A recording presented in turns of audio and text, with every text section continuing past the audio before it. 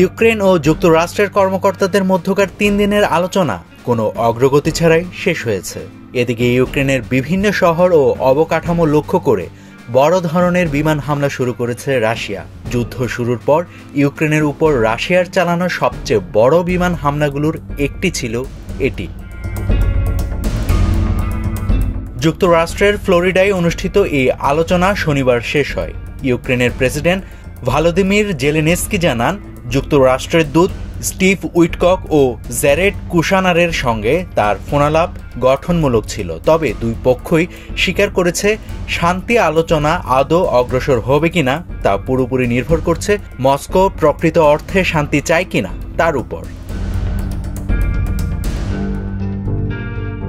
এই কূটনৈতিক অচলাবস্থার মধ্যে শুক্রবার রাতে ইউক্রেনের বিভিন্ন শহর ও গুরুত্বপূর্ণ অবকাঠামো লক্ষ্য করে বড় আকারের হামলা চালায় রাশিয়া। ইউক্রেনীয় কর্মকর্তাদের তথ্য মতে হামলায় 653টি ড্রোন ও 51টি ক্ষেপণাস্ত্র ব্যবহার করা হয়েছে। জ্বালানি স্থাপনা ছিল হামলার প্রধান লক্ষ্য। এতে অন্তত 8 জন আহত হন এবং 29টি স্থানে ক্ষয়ক্ষতির খবর নিশ্চিত করা হয়েছে।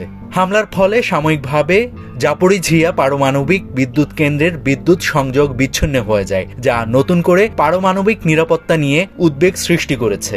আন্তর্জাতিক পরমাণু শক্তি সংস্থা IAEA জানিয়েছে, রুশ নিয়ন্ত্রণাধীন এই কেন্দ্রে বন্ধ থাকা চুল্লিগুলোকে নিরাপদ রাখতে নিরবিচ্ছিন্ন বিদ্যুৎ সরবরাহ অত্যন্ত জরুরি।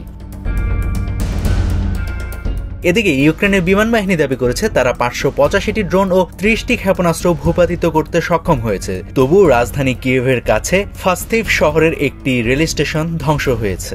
যুদ্ধক্ষেত্রের পরিস্থিতি বর্তমানে রাশিয়ার অনুকূলে যাচ্ছে। পূর্ব ইউক্রেনে রুশ বাহিনী ধীরে হলেও ধারাবাহিকভাবে অগ্রসর হচ্ছে। দনেৎস্ক অঞ্চলের গুরুত্বপূর্ণ স্থাপনা পোকারোভস্কের কাছে পৌঁছে গেছে তারা এবং পাশের মিরনোহরাদ শহর প্রায় 4 দিক থেকে ঘিরে ফেলেছে।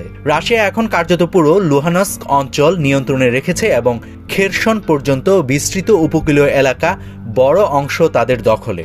শুধু নভেম্বর মাসেই রুশ বাহিনী প্রায় 505 বর্গ কিলোমিটার এলাকা দখল করেছে।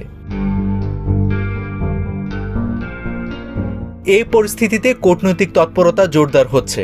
যুক্তরাষ্ট্রের মধ্যস্থতায় আলোচনার অগ্রগতি পর্যালোচনার জন্য সোমবার লন্ডনে ফ্রান্সের প্রেসিডেন্ট ইমানুয়েল মাখো ইউক্রেনের প্রেসিডেন্ট জেলেনস্কির সঙ্গে বৈঠক করবেন। সেখানে যুক্তরাজ্যের প্রধানমন্ত্রী কিয়ার স্টারমার এবং জার্মান চ্যান্সেলর ফ্রিডরিখ মের্জও উপস্থিত থাকবেন। মাখো বলেছেন, শান্তি প্রতিষ্ঠার জন্য রাশিয়ার উপর চাপ বজায় রাখা জরুরি।